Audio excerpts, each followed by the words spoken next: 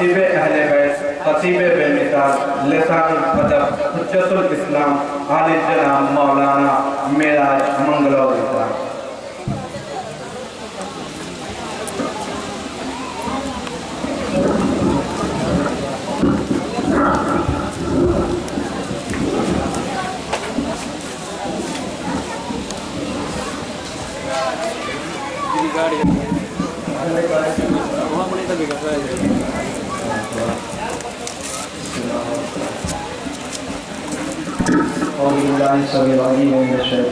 بسم اللہ الرحمن الرحیم۔ الحمد للہ والصلاة علی آلہ اما بعد۔ قال اللہ سبحانہ وتعالی بسم اللہ الرحمن الرحیم وذکرہم بأیام اللہ ان فی ذلک الآیات لکل صبار شکور۔ قدردان شہدائے کربلا و سرائے کربلا، ہم اور آپ ابتدائے محرم سے مصروف ادا ہیں اور اجر رسالت ادا کرتے چلے آ رہے ہیں۔ یقیناً یہ ایک جذبہ ادا ہے جس میں ہم نہ گرمی کا احساس کرتے ہیں نہ کسی بھی موسم کا، کیونکہ بات جب عزاداری کی آتی ہے تو پھر ہم بحر عقیدت میں ڈوب کر جمع ہوتے ہیں۔ میں سن رہا تھا نوحہ خانوں کو، پروردگار سب کو زندہ و سلامت رکھے، اور بچوں کو، جوانوں کو، نوجوانوں کو۔ ظاہر ہے اس وقت جو مجمع بکھرا ہوا ہے مجھے کوئی ٹینشن بھی نہیں ہے۔ میں تو یہ چاہتا ہوں کہ جہاں جہاں تک میری آواز جا رہی ہے وہ میری چند گزارشات کو سماعت فرما لے، کیونکہ ایک تھوڑی طویل سفر کر کے انسان جب آتا ہے تو اس کا چاہتا ہے کہ وہ کچھ دے کر جائے۔ بہرحال میں نے ایک آیت کی تلاوت کی ہے، وَذَكِّرْهُمْ بِأَيَّامِ اللَّهِ، اللہ کے دنوں کو یاد دلانا۔ یہ وہ اللہ کے دن ہے کہ جن میں صبر کرنے والوں کے لیے اور شکر کرنے والوں کے لیے نشانیاں ہیں، یعنی اللہ کی، خدا کی خاص نشانیاں صرف انہی کے لیے ہے کہ جو مصیبتوں پر صبر کرتے ہیں اور حصول نعمت پر شکر کرتے ہیں۔ آج پوری دنیا میں کوئی ملک ایسا نظر نہیں آ رہا ہے کہ جہاں پر عزاداری مظلوم کربلا شان و شوکت کے ساتھ نہ کی جا رہی ہے۔ میں اس وقت آپ سے کوئی داد کا مطالبہ نہیں کر رہا ہوں، صرف آپ کبھی کبھی اگر ہو سکے تو ایک صلوات ضرور پڑھ دیجیے گا۔ میں زیادہ طویل تقریر بھی نہیں کر سکتا کیونکہ انجمن منتظر ہیں کہ وہ نوحہ خوانی اور سینہ زنی برپا کریں۔ آئیے اللہ کے دنوں کو یاد دلاؤ۔ یہ اللہ کے دن کون سے ہیں جن کے لیے حکم دیا جا رہا ہے؟ اللہ کے دنوں کو یاد دلانا اور ہے، یاد کرنا اور ہے۔ تو اللہ کے دن وہی یاد دلا سکتا ہے کہ جس کو اللہ کے دن یاد ہو، لیکن جن کو اپنا حسب نسب ہی معلوم نہ ہو وہ اللہ کے دن کیا یاد دلائیں گے۔ ان فی ذالک کا اچھا، پھر دن کس کا منایا جاتا ہے؟ جس کی ولادت ہو۔ اللہ کی نہ ولادت ہے نہ وفات ہے، اور اس نے کہا کہ میرے دنوں کو مناؤ، میرے دنوں کو یاد دلاؤ۔ تو پروردگار عالم اشارہ اس بات کی طرف کر رہا ہے کہ کچھ ایام ایسے ہیں کہ جن کو میں نے اپنی طرف منسوب کیا ہے۔ اس وقت میں کوئی خطابت نہیں کر سکتا، کوئی جو ہم نے تقریر ہے وہ ادا نہیں کر سکتا، بس بہت تیزی کے ساتھ مجھے چند میسیج اور اس کے بعد مسائل وہی اللہ کے دن یاد دلائے گا کہ جن کو یاد ہوں گے۔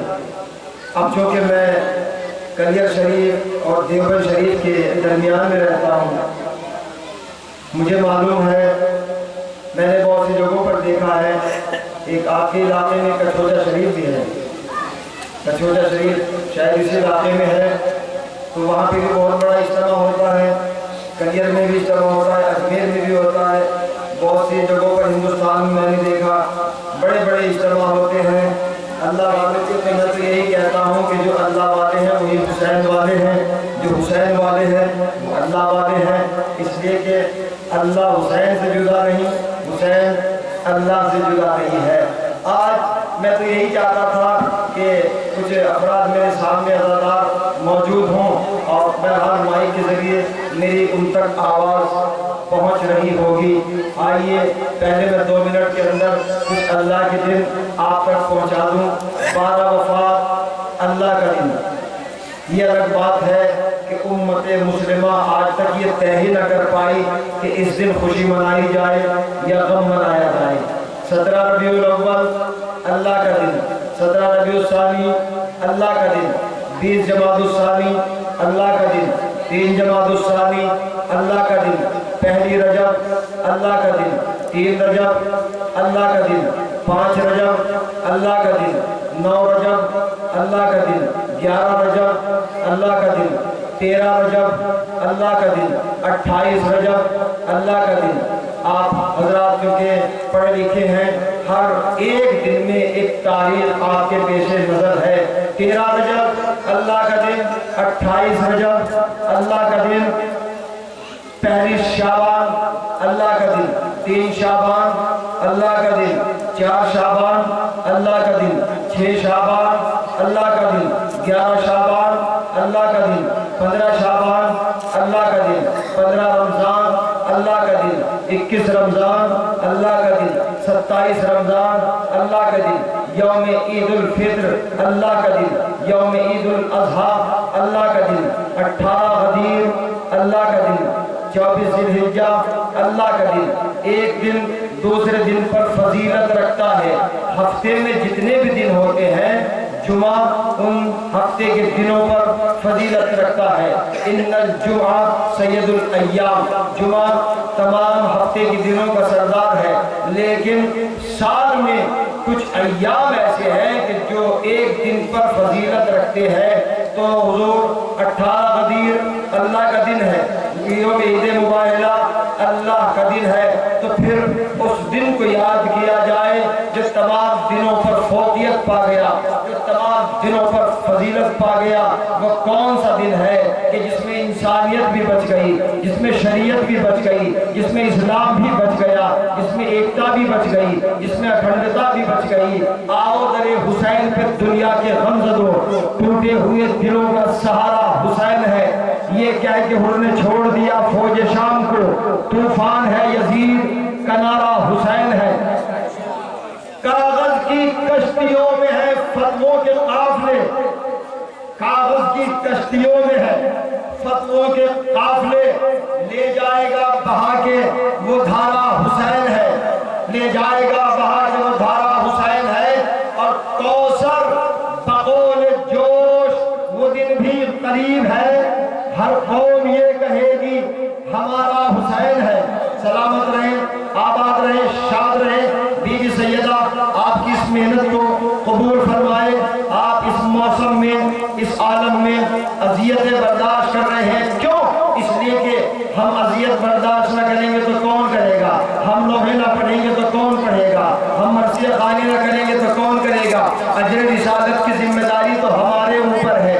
آئیے اہل عذاب آپ دیکھیں، ہر قوم حسین کو پکار رہی ہے، ہر قوم حسین کا تذکرہ کر رہی ہے، اس لیے کہ حسین کسی مخصوص دھرم سے نہیں ہے، بلکہ جو انسان ہے حسین اس سے قریب ہے، حسین اس سے قریب ہے۔ میں 3 سال پہلے انگلینڈ کے ایک جلوس میں موجود تھا، تو وہاں پر کچھ عیسائی پادری 8-10 کھڑے ہوئے، سردی کا موسم تھا، انڈیا میں گرمی تھی لیکن وہاں کا موسم جو ہے وہ سرد رہتا ہے، برف باری ہو رہی تھی۔ 8 محرم کا جلوس، میں ایک بات کہنا چاہتا ہوں، اب ظاہر ہے اس مختصر سی تقریر میں ساری چیزیں نہیں بیان کر سکتا۔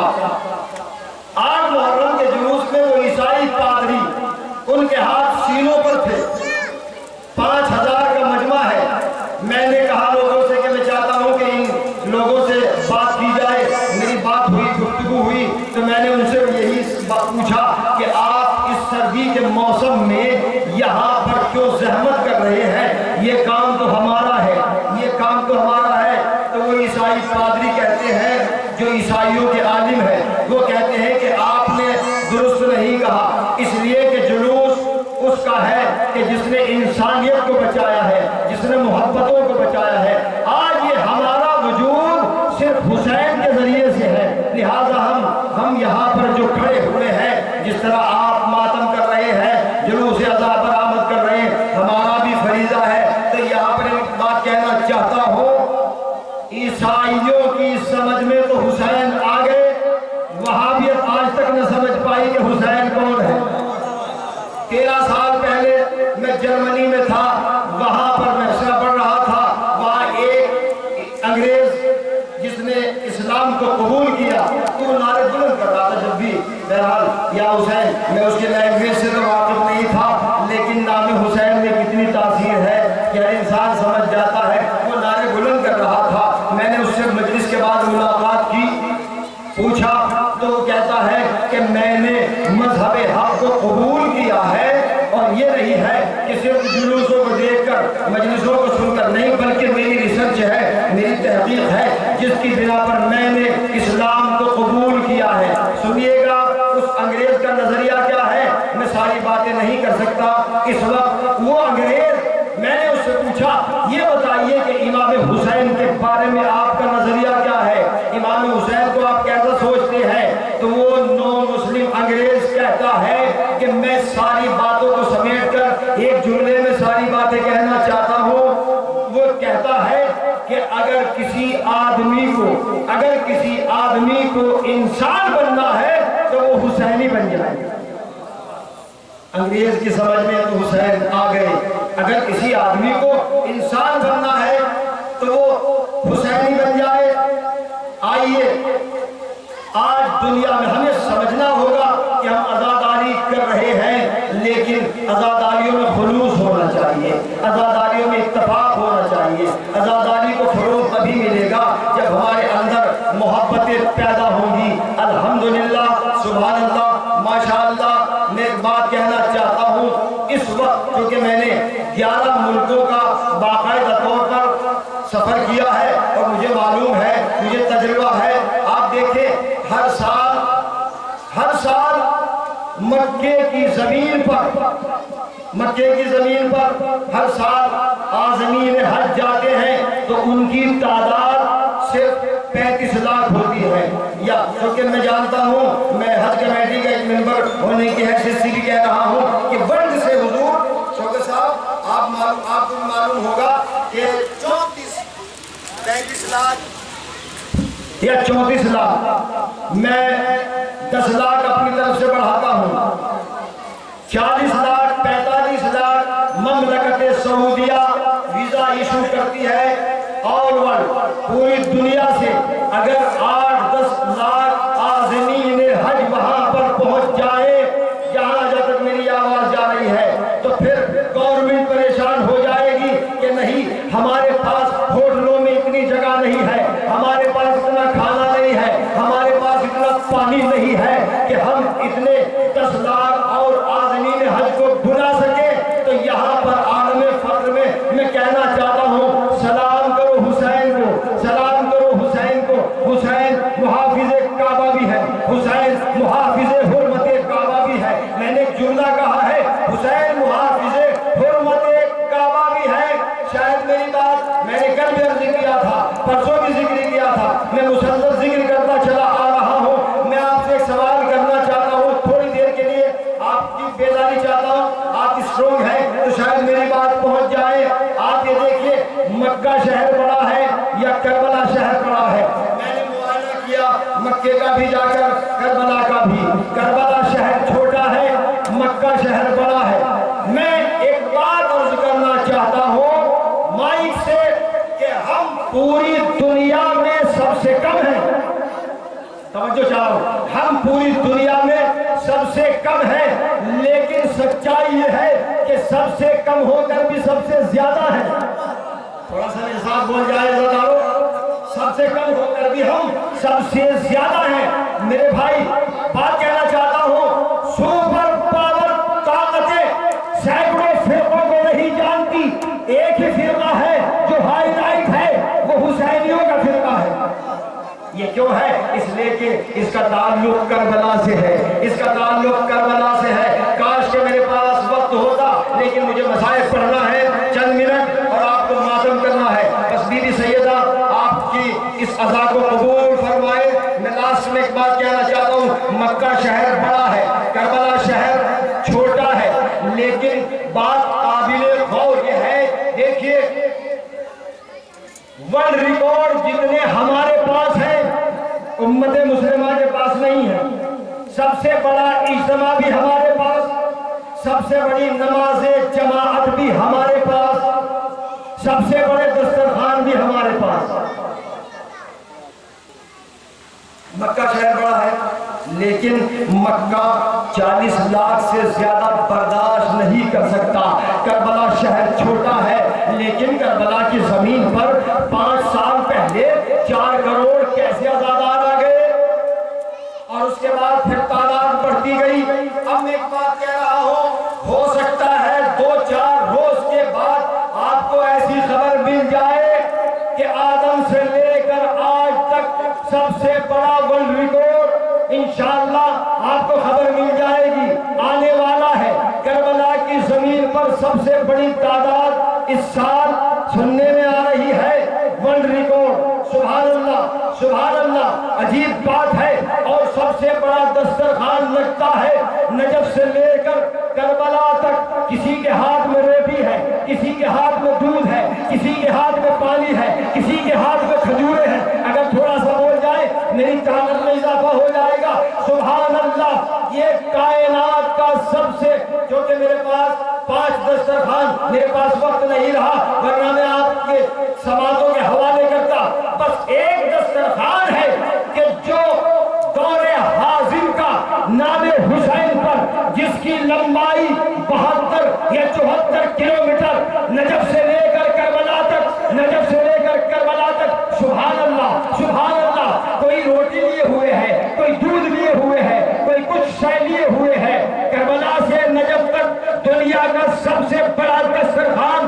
میں عقیدت کے دریا میں ڈوب کر ایک بات کہنا چاہتا ہوں کہ جو 3 دن بھوکا پیاسا رہ کر کائنات کو سیراب کر دے، اس ذات گرامی کو حسین کہتے ہیں۔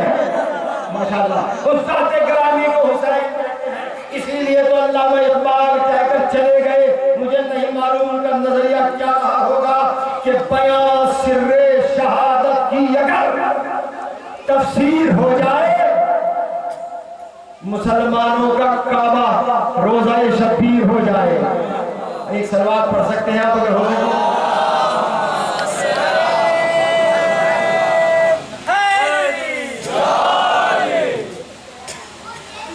مسلمانوں کا کعبہ روزہ شبیر ہو جائے۔ میں نے کچھ بھی بیان نہیں کیا، بہرحال ضرورت ہے انجمن کوئی ہو، محافان کوئی ہو، اگر عقیدت سے پڑھا جا رہا ہے تو عقیدت سے سنا بھی جائے۔ سب انجمنی ایک ہے، نام الگ الگ ہے، لہذا ہمیں سمجھنا ہوگا۔ ایسا نہیں سوچنا چاہیے کہ فلاں انجمن اچھی ہے، فلاں انجمن ایسی نہیں، سب انجمنیں اچھی ہوا کرتی ہیں۔ اس لیے کہ جو در فرش عزائے حسین پر آ جاتی ہیں، بی سیدہ آپ دور دراز سے آئے ہوئے ہیں، بی بی سیدہ اس ہفتے میں آپ خیریت کے ساتھ اپنے وطن لوٹ جائیں، اور ظاہر ہے آپ کو یقین ہے کہ آپ لوٹیں گے، آپ چاہیں گے، لیکن جب قافلہ 28 رجب کو چلا ہے تو صغرا کو معلوم ہے جائیں گے کوئی لوٹ کر نہیں آئے گا۔ اجرکم الزہرا، میں اکثر یہی کہتا ہوں کہ ہم فضائل میں تھک جائیں، لیکن مسائل میں کبھی تھکاوٹ اور خستگی محسوس نہ کیجیے گا، اس لیے کہ معلوم نہیں اس کے پہلو کی شکستہ پتھور رومات یہ ہوئے بیٹھی ہوں، نہیں معلوم کس خاتون کے پہلو میں جناب زینب بیٹھی ہو۔ میرے استاد سیریا میں مصر میں مجلس پڑھ رہے تھے، آیت اللہ ناصری 3 سال پہلے مجلس پڑھ رہے تھے، بہت اچھے خطیب تھے۔ انہوں نے ایک جملہ کہا کہ 3 बीवियाँ मजलिस में आती हैं। अज़ादारों बस मैं ज़्यादा भी मसाइल नहीं पढ़ूँगा। 3 बीवियाँ मजलिस में आती हैं। जन्नतुल बकी से जब फर्श अज़ा बिछता है तो जन्नतुल बकी से जनाब फातिमा ज़हरा शाम में आती हैं और कहती हैं ज़ैनब मेरे हुसैन के अज़ादारों ने फर्श मजलिस बिछाया है, न चलोगी? आवाज़ आती है अम्मा कुछ फासले पर जिंदा ने शाम में मेरी सकीना सो रही है। अज़ादारों आवाज़ दी जाती है जब तक फज़ाइल होते हैं तो तीनों बीवियाँ बैठी रहती हैं, लेकिन जब मसाइब होते हैं तो तीनों बीवियाँ खड़ी हो जाती हैं। आपकी अज़मत क्या है मुझे नहीं मालूम, इमाम ने बताया है। ये अशरे आप बर्पा करते हैं, खमसे बर्पा करते हैं, ये कोई रस्म नहीं है, बल्कि चौथे इमाम से लेकर 11वें इमाम तक हमारे आइम्मा ने अशरे बर्पा किए हैं अपने घरों में। जब इमाम रज़ा ने अशरा बर्पा किया है तो एक कनात लगा दी गई ताकि दूसरी तरफ ख़वातीन बैठे, लेकिन मिलता है कि दावल ख़ज़ाई क्या अज़मत है नौहा खानों की, क्या अज़मत है मरसिया खानों की और क्या अज़मत है मातमदारों की, सुनने वालों की। मैं बहुत तेज़ी के साथ चंद जुमले मसाइल के पेश करना चाहता हूँ अजरकुम अला सहरा, इसलिए कि मसाइल तो बस महसूस किया जाता है, अगर महसूस कर लिया जाता है दिल भी रोता है, आँखें भी रोती हैं। अल्लाहु अकबर। जब तक मसाइल होते हैं बीवियाँ खड़ी बैठी हैं, जब मसाइल होते हैं बीवियाँ खड़ी रहती हैं और बाहु बता हुआ मुसीबतें की सताई बुलंद होती हैं। अहले अज़ा अय्याम अज़ा इख्तिताम की मनाज़िल तय कर रहे हैं। आप फर्श अज़ा पर मजलिसों में दुआ ज़रूर किया करें कि परवरदिगार हमारे बच्चों को, बुजुर्गों को, जवानों को, नौजवानों को उम्र दराज अता फरमाए ताकि वो साल हर साल आज़ादारी मज़लूम करबला को फ़रोग़ देते रहें और उसके ज़रिए से करबला का मैसेज, करबला का पैगाम दुनिया में पहुँचता रहे, अमन अमान और शांति कायम रहे। आओ अहले अज़ा 3 बीवियाँ हैं जो मजलिस में आती है। दावल ख़ज़ाई को इमाम रज़ा ने कहा दावल मिंबर पे जाओ, आज तुम मेरे जद अब्बास का मरसिया पढ़ो। जनाब दावल ख़ज़ाई ने जैसे मरसिया पढ़ना शुरू किया इमाम रज़ा ने सरोसीना पीटना शुरू किया। अज़ादारों में कोहराम बरपा था, लेकिन अहले अज़ा इमाम रज़ा ने कहा कि दावल रुक जाओ, अपने मरसिए में हमारी एक बैत को दाखिल कर दो। ये अज़मत थी जनाब दावल ख़ज़ाई की जो मरसिया खान थे। कहा कि मौला कहा आपकी बैत और कहा मैं बंदाए खासा। कहा कि नहीं दावल तुम इतना अच्छा मरसिया लिखते हो, दिल चाहता है कि हमारी बैत तुम्हारे मरसिए में दाखिल हो जाए, इस बैत को पढ़ो। अज़ादारों जैसे इमाम रज़ा ने बैत को पढ़ा इमाम इतना रोए कि बेहोश हो गए। मैं उसका तर्जुमा पेश कर देता हूँ। वो बैत क्या है? इमाम की बैत है कि मेरा सलाम उस जद अब्बास पर कि जब घोड़े से जमीन पर आया तो बाजू नहीं थे, मुंह के बल जमीन पर आया। इमाम ज़ैनुल आबिदीन ने मुहर्रम का चांद देखा मदीने में आकर, ये पहला चांद था। अहले अज़ा मैं आपसे नहीं कहूँगा कि आप कैसे गिरिया करें, खुद इमाम रज़ा फरमाते हैं कि जब मेरे जद के मसाइब सुना करो तो बुलंद आवाज़ों से गिरिया किया करो, इसलिए कि मेरी जद माजिदा फातिमा ज़हरा, मेरी जद्दा माजिदा को बड़ा सुकून मिलता है बुलंद आवाज़ों से। और दूसरी वजह यह है कि शाम गरीबा में मेरे जद की शहादत के बाद जब बच्चे रो रहे थे तो उन्हें खामोश करने के लिए मारा जाता था। जुल्म पर जुल्म, अल्लाह अकबर। मेरे सामने एक शबीह जुलजना है जो बच्चे लिए हुए खड़े हैं। हाँ, ये उसी की याद है कि जब हुसैन चले थे मैं सुन रहा था कि एक बच्ची के जो सुन से लिपट कर कह रही थी ऐ मेरे बाबा के घोड़े जो भी गया वो लौट कर नहीं आया। हुसैन घोड़े से उतरे हैं, मुझे जुलजना को देखकर बरजस्ता वो जुमले याद आ गए। हुसैन उतरे। एक बाप अपनी बेटी को कितना चाहता है, एक बेटी बाप को कितना चाहती है, ये एक अलग फिक्री मामला है। अल्लाह अकबर। हुसैन ने सकीना को अपनी आगोश में लिया और लेने के बाद पेशानी का बोसा दिया।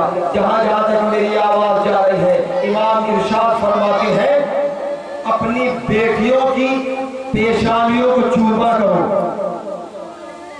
تمہارے رزق میں بھی اضافہ ہو، عزت میں بھی اضافہ ہو، اس لیے کہ بیٹیاں گھر کی زینت ہوا کرتی ہے۔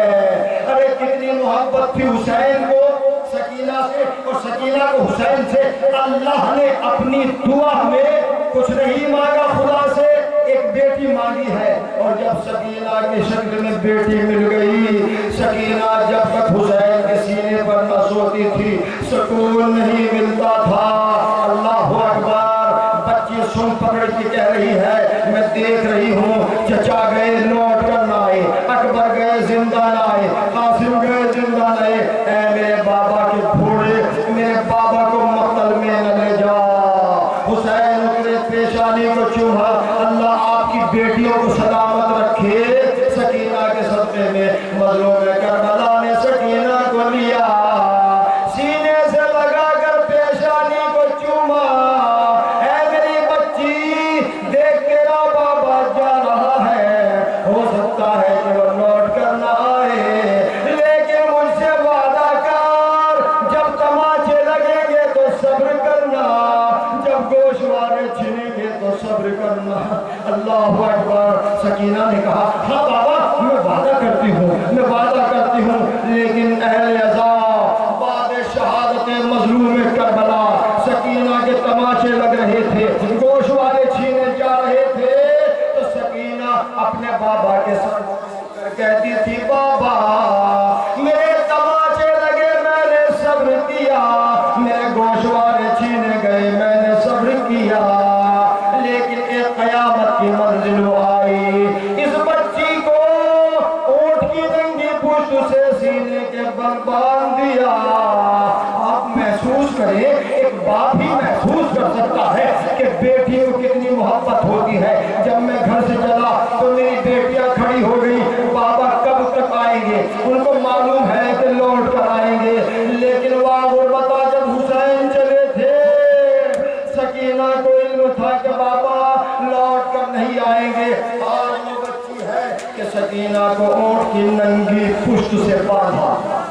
میرا بیان آسان ہے، اہل عزا بہت خستگی ہے، تھکاوٹ ہے، میں مسلسل مصروف عزا ہوں، بس دعاؤں کا میں طالب ہوں، اجرکم علی الزہرا، لیکن آپ مسائل میں کبھی تھکاوٹ محسوس نہ کیا کریں، بلند آوازوں سے رویا کریں۔ اور دوسری حدیث میں بیان کرتا ہوں، امام رضا فرماتے ہیں کہ جب اشک آنکھوں سے اشک بار ہو جائے، آنکھوں سے اشک روا ہو جائے، تو ان اشکوں کو اپنی پیشانیوں پہ پھیر دیا کرو، اپنے رخساروں پہ پھیر دیا کرو، اپنے کانوں پہ پھیر دیا کرو، گلوں پہ پھیر دیا کرو۔ پوچھنے والے نے پوچھا کہ مولا اس کا سبب کیا ہے؟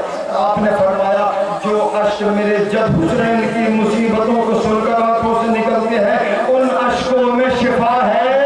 اللہ اکبر، یہ عظمت ہے عزاداروں کے اشکوں کی کہ ان میں شفا ہے۔ تو جس مٹی میں غریب الوطن حسین کا خون مل جائے وہ خاک شفا نہ ہوگی۔